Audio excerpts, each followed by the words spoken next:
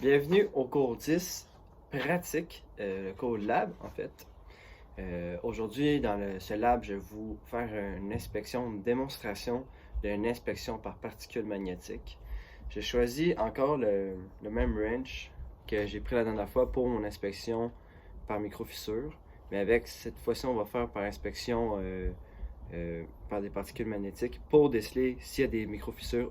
Encore une fois, c'est des impuretés, pas des impuretés, mais des imperfections du travail qui a été fait. On va pouvoir le voir avec une inspection par particules magnétiques.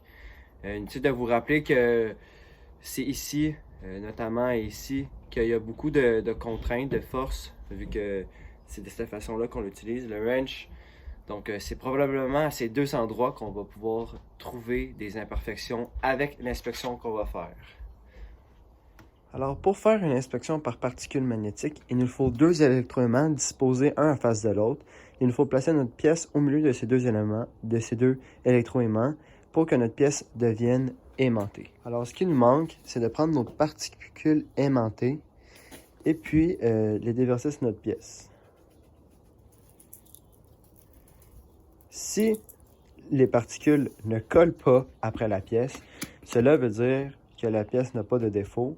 Et puis s'il y a un amont de particules magnétiques qui se regroupent, cela veut dire qu'il y a des imperfections. Donc comme je disais, dans le cas d'un amont de particules, cela indique la présence de microfissures parce que le courant magnétique est dévié par cette microfissure.